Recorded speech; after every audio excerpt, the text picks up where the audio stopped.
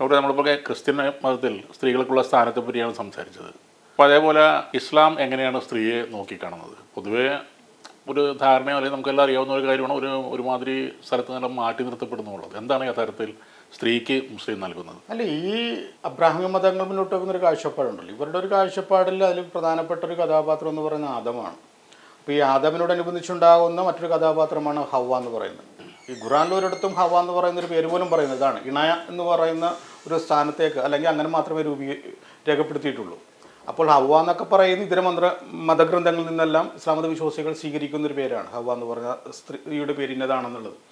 അപ്പോൾ അവിടെയും ഈ പറയുന്ന രതി എന്ന് പറയുന്നത് പക്ഷേ ഇതിൽ നിന്ന് വളരെ വ്യത്യസ്തമാണ്. ക്രിസ്തുമതത്തിൽ വിവാഹം എന്ന് പറയുന്നത് ദൈവികമായിട്ട് കണക്കാക്കുമ്പോൾ ഇസ്ലാം മതത്തിലേക്ക് വരുമ്പോൾ അതൊരു കരാറെന്ന് പറയുന്ന ഒരു അവസ്ഥയിലേക്ക് മാറുകയാണ്.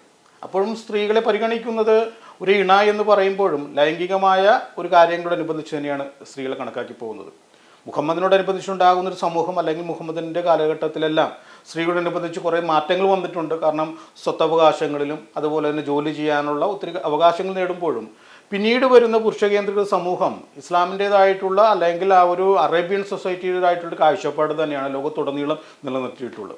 അതുകൊണ്ട് തന്നെ ഇസ്ലാം മതത്തോടനുബന്ധിച്ചുണ്ടാകുന്ന കുടുംബങ്ങളിലെ രക്ഷാധികാരികളായിട്ടുള്ള പുരുഷന്മാരാൽ നിയന്ത്രിക്കപ്പെടുന്ന ആ സമൂഹം, അവരുടെ ഇടയിൽ താമസിക്കുന്ന അല്ലെങ്കിൽ അവരുടെ കുടുംബത്തോട് അവരുടെ സമൂഹത്തോട് ബന്ധപ്പെട്ടുള്ള സ്ത്രീകൾ ഇന്നും ഒരു കീഴാള പദവി അലങ്കരിച്ചുകൊണ്ട് തന്നെയാണ് മുന്നോട്ട് പോകുന്നത്. അപ്പോൾ ഇസ്ലാം മതം പഠിപ്പിക്കുന്നത് അല്ലെങ്കിൽ ഇസ്ലാം മതത്തോട് ബന്ധപ്പെട്ട് വരുന്ന ഈ പൗരോഹിത്യം പഠിപ്പിക്കുന്നത് സ്ത്രീകൾ എന്ന് പറയുന്നത് വിഷലിപ്തമാണെന്നാണ് പറയുന്നത്.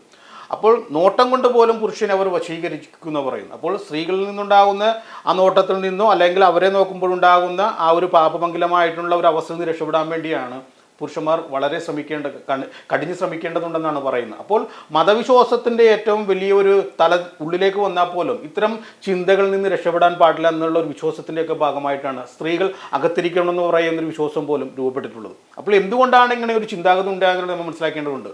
ഇസ്ലാം മതത്തിൻ്റെ അകത്തിരിക്കുന്ന കുറേ കാര്യങ്ങളുണ്ട്. കാരണം സ്ത്രീയെ വീടിൻ്റെ അകത്തിരുത്തേണ്ടതുണ്ട്, അല്ലെങ്കിൽ പർദ്ദയ്ക്കുള്ളിൽ ഇരുത്തേണ്ടതുണ്ട്, അല്ലെങ്കിൽ സ്ത്രീകൾ പുരുഷനുമായിട്ടുള്ള ഒരു സംസർഗം ഇന്നേക്ക് മറ്റും ഒഴിവാക്കേണ്ടതുണ്ട്. അങ്ങനെ ഉണ്ടായിട്ടുണ്ടെങ്കിൽ അത് തുറന്ന ലൈംഗികതയിലേക്ക് എത്തുമെന്നുള്ള വിശ്വാസമെല്ലാം രൂപപ്പെട്ടത് എങ്ങനെയാണെന്നുള്ളതാണ്.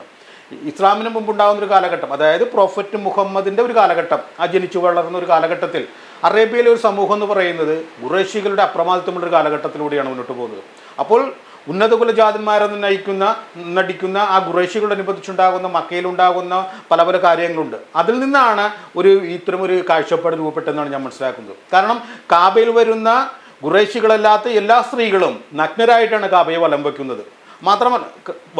മാത്രമല്ല ആ കാലഘട്ടത്തിലുണ്ടാകുന്ന സ്ത്രീകൾക്ക് 10 പുരുഷന്മാരിലധികമായിട്ട്, അതായത് ഒരു സ്ത്രീ 10 പുരുഷന്മാരിലധികം ആളുകളുമായിട്ട് ലൈംഗിക വീഴ്ചയിൽ ഏർപ്പെടുന്നുണ്ട്. അതായത് അവിടെ ഉണ്ടാകുന്ന സ്ത്രീകൾക്ക് സൗന്ദര്യമുള്ളൊരു പുരുഷന് ആവശ്യമുണ്ടെന്ന് തോന്നിയാൽ അവരായി ആ പുരുഷനെ കീഴ്പ്പെടുത്തുമായിരുന്നു. അപ്പോൾ സ്ത്രീകളിൽ നിന്ന് രക്ഷപ്പെടാൻ വേണ്ടി വളരെ കട്ടികൂടിയ വസ്ത്രങ്ങൾ ധരിച്ചുകൊണ്ട് മുഖത്തെല്ലാം ധരിച്ചുകൊണ്ടാണ് ആ കാലഘട്ടത്തിൽ പുരുഷന്മാർ രക്ഷപ്പെട്ടെന്നുള്ളൊരു ചരിത്രം നിലനിൽക്കുന്നുണ്ട്. അപ്പോൾ ആ അറേബ്യൻ സൊസൈറ്റിയിൽ നിന്നാണ് ഈ ഒരു കാഴ്ചപ്പാട് വരുന്നത്. അപ്പോൾ സ്ത്രീകളുടെ വഴിവിട്ട ജീവിതം, സ്ത്രീകളുടെ പൂർണ്ണമായ സ്വാതന്ത്ര്യം നൽകിയിട്ടുണ്ടെങ്കിൽ അവർ പുരുഷന്മാരെ ലൈംഗികമായി ഉപയോഗപ്പെടുത്തുമെന്നും അത് ഒരു സമൂഹത്തിൻ്റെ വളർച്ച തളർത്തുമെന്നുള്ളൊരു ബോധം ഈ ഇസ്ലാമിക പണ്ഡിതന്മാരുടെ ഇടയിൽ ഇന്നും നിലനിൽക്കുന്നുണ്ട്.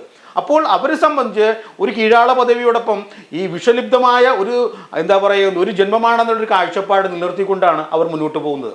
അപ്പോഴും ലൈംഗികമായ ഒരു അവയവം എന്ന ഒരു ഘടകമെന്ന രീതിയിൽ ഈ സ്ത്രീകളെ ഇവർ കണക്കാക്കുന്നുണ്ട്.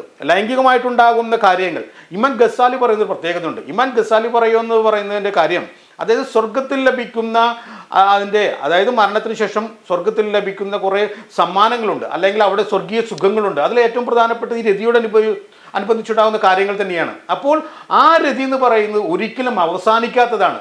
അത് ലോകത്തിൻ്റെ അവസാനം, അല്ലെങ്കിൽ ഒരു വ്യക്തിയെ സംബന്ധിച്ച് സ്വർഗത്തിൽ ലഭിക്കുന്ന ആ അളവറ്റ സുഖമുണ്ടല്ലോ, അതിൻ്റെ മുന്നോടിയായിട്ടുണ്ടാകുന്ന ചെറിയ ഒരു രുചിച്ചു നോക്കൽ മാത്രമാണ് ഭൂമിയിലെ ലൈംഗികത എന്നാണ് ഇമാം ഗസാലി പറയുന്നത്. അതായത് വിവാഹത്തോടനുബന്ധിച്ചുണ്ടാകുന്ന അല്ലെങ്കിൽ മറ്റ് ബന്ധപ്പെട്ട് വരുന്ന ഏതൊരു ലൈംഗികതയും സ്വർഗത്തിൽ ലഭിക്കാൻ പോകുന്ന അളവറ്റ ലൈംഗികതയുടെ രുചിച്ചു നോക്കൽ മാത്രമാണെന്ന് പറയുന്നത്. അപ്പോൾ അവിടെ ഒരു വിശുദ്ധമായ ഒരു കർമ്മമായിട്ടല്ല പറയുന്നത്. കാരണം ഇസ്ലാമിനെ സംബന്ധിച്ച് അവരുടെ ശാശ്വതമായ ജീവിതം എന്ന് പറയുന്നത് ഈ സമൂഹത്തിലല്ല, അത് സ്വർഗത്തിലാണ്. അപ്പോൾ ഇവിടെ ഉണ്ടാകുന്ന സ്ത്രീകളോട് ബന്ധപ്പെട്ട് വരുന്ന ഏതൊരു കാര്യവും സ്വർഗത്തിൽ ലഭിക്കാൻ പോകുന്ന അളവറ്റ ഒരു സ്വർഗ്യാനുഭവമുണ്ട്. അതിനോട് മുന്നോടിയായിട്ടുണ്ടാകുന്ന ചില കാര്യങ്ങളായിട്ട് മാത്രമേ കണക്കാക്കാൻ പറ്റുള്ളൂ. അപ്പോഴും ഇസ്ലാമിൻ്റെ അകത്ത് നിൽക്കുന്ന കുറേ കാഴ്ചപ്പാടുകളുണ്ട്. നമുക്കറിയാം അറേബ്യയോട് അനുബന്ധിച്ചുണ്ടാക്കുന്ന കാര്യങ്ങൾ, അല്ലെങ്കിൽ ആ അറേബ്യൻ സൊസൈറ്റിയിൽ നിന്ന് സ്വീകരിക്കപ്പെട്ടിട്ടുള്ള കുറേ എന്താ പറയുന്നത് അതിൻ്റേതായിട്ടുള്ള കാഴ്ചപ്പാടുകളുണ്ട്. ആ കാഴ്ചപ്പാടുകളിൽ സ്ത്രീകളുടെ ജനനത്തെ അല്ലെങ്കിൽ പെൺകുട്ടികളുടെ ജനനത്തെ അപശകുനമായിട്ടാണ് ഇസ്ലാമിക സമൂഹം ഇന്നും കണക്കാക്കുന്നത്.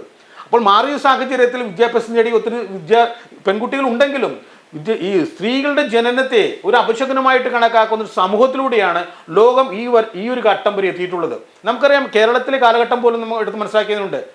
NP ഹാഫിസ് മുഹമ്മദ് പറയുന്നുണ്ട്.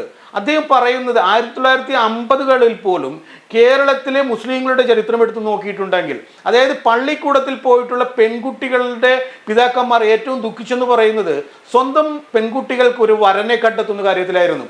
കാരണം സ്കൂളിൽ പോകുന്ന പെൺകുട്ടികളെ വിവാഹം ചെയ്യാൻ ഈ പാരമ്പര്യവാദികളായിട്ടുള്ള പിതാക്കന്മാരുടെ പുത്രന്മാർ ഒരിക്കലും തയ്യാറായിരുന്നില്ല.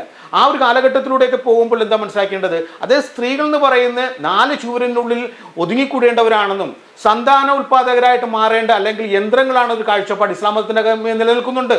ഭർത്താക്കന്മാർ സുഖിപ്പിക്കാനുള്ള ഒരു യന്ത്രങ്ങളായിട്ടാണ് പല വിഭാഗങ്ങളും ഈ സ്ത്രീകളെ കണക്കാക്കുന്നത്. അതിനെല്ലാം ഭാഗമായിട്ടാണ് ഇങ്ങനെയുള്ള രീതിയിലുണ്ടാകുന്നത്. നമ്മൾ മറ്റൊരു ഘട്ടത്തിൽ പറഞ്ഞതാണ് സ്ത്രീകളോടനുബന്ധിച്ചുണ്ടാകുന്ന പെൺസുന്നത്തുകൾ. ഈ പെൺസുന്നത്ത് പോലും സ്ത്രീകളുടെ ലൈംഗികതയെ അടിച്ചമർത്താൻ വേണ്ടിയുള്ള മാർഗമാണ്. അതുപോലെ നമുക്കറിയാം പുരുഷന്റെ അവകാശങ്ങൾ, സ്ത്രീയെ പ്രാപിക്കാൻ വേണ്ടി ഉണ്ടാകുന്ന പുരുഷന്റെ അവകാശങ്ങളെ മതം അനുവദിച്ചു കൊടുക്കുന്നുണ്ട്. മുത്താ മാരേജ് എന്ന് പറയുന്ന താൽക്കാലിക വിവാഹങ്ങൾ പോലും അതിൻ്റെ ഉദാഹരണങ്ങളാണ്. സുന്നികളോട് അനുബന്ധിച്ചുണ്ടാകുന്ന വിഭാഗങ്ങൾ അതിനെ നിരാകരിച്ചെങ്കിലും ഷിയാക്കളുടെ ഇടയിൽ യഥേഷ്ടം അത് ഇന്നും നിലനിൽക്കുന്നുണ്ട്. അപ്പോൾ സ്ത്രീ എന്ന് പറയുന്നത് ഒരു ലൈംഗിക ഉപകരണമായിട്ടാണ് ഇന്നും ഇസ്ലാം മതത്തോടനുബന്ധിച്ചുണ്ടാകുന്ന പുരുഷ വിഭാഗങ്ങൾ കണക്കാക്കി പോകുന്നത്. അതുകൊണ്ട് തന്നെ അവരുടെ കുടുംബത്തിൽ അല്ലെങ്കിൽ ഇസ്ലാം മത വിശ്വാസിയായ ഒരു വ്യക്തിയുടെ കുടുംബത്തിൽ ഒരു ആൺകുട്ടി ജനിക്കുന്നതിന് കണക്കാക്കുന്നത് അത് ഏറ്റവും മഹത്തരമായ കാര്യമായിട്ടും പെൺകുട്ടിയുടെ ജനനത്തെ അപശകുനമായിട്ടാണ് കണക്കാക്കുന്നത്. അപ്പോൾ ഇസ്ലാം മതം മുന്നോട്ട് വെക്കുന്ന ഒരു കാഴ്ചപ്പാടനുസരിച്ച് സ്ത്രീയും പുരുഷനും തുല്യരല്ല എന്നുള്ളൊരു കാഴ്ചപ്പാട് വളരെ ദൃഢമാണ്.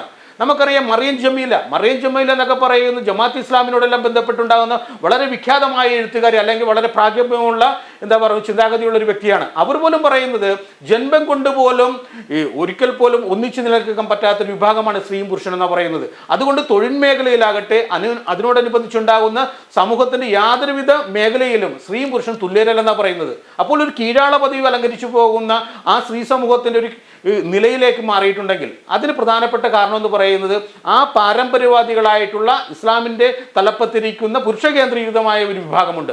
അവർ അറേബ്യൻ സൊസൈറ്റിയിൽ നിലനിന്നിരുന്ന ഒരു പേടിപ്പെടുത്തുന്ന ഒരു അവസ്ഥയെ ഇന്നും കണക്കാക്കുന്നുണ്ട്. അതുകൊണ്ടാണ് ഇന്നും അവർ ആ രീതിയിലേക്ക് പോകുന്നത്. ഇസ്ലാം മതം തന്നെ പറയുന്നുണ്ട്, പ്രൊഫറ്റ് മുഹമ്മദ് പറയുന്നത് അതിൻ്റെ ഒരു പ്രധാനപ്പെട്ട കാര്യം എന്ന് പറയുന്നത് എൻ്റെ സമുദായം, അതായത് എൻ്റെ കാലത്തിന് ശേഷം എൻ്റെ സമുദായം അധപ്പതിക്കുകയാണെങ്കിൽ അത് സ്ത്രീകൾ ഒരു പ്രധാന കാരണമായിക്കൊണ്ടായിരിക്കും മുഹമ്മദ് പറയുന്നുണ്ട്.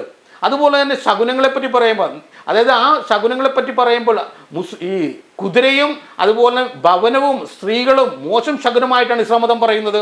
അതുപോലെ തന്നെ ഒരു പുരുഷൻ പ്രാർത്ഥിച്ചു കൊണ്ടിരിക്കുമ്പോൾ കിബ്ലയ്ക്കും ആ വ്യക്തികളുടെ ഇടയിൽ ഈ പറയുന്ന ഒരു സ്ത്രീയോ കഴുതയോ കടന്നു പോവുകയാണെങ്കിൽ ആ പ്രാർത്ഥന പോലും നിഷ്ഫലമായി പോകുമെന്നാണ് ഇസ്ലാം മതം പറയുന്നത്. അപ്പോൾ സ്ത്രീ എന്ന് പറയുന്നത് ഈ രതിയോടനുബന്ധിച്ചുണ്ടാകുന്ന ഒരു പ്രധാനപ്പെട്ട ഒരു ഉപകരണം എന്ന രീതിയിൽ ഇസ്ലാം മതവും കണക്കാക്കുന്നുണ്ട്.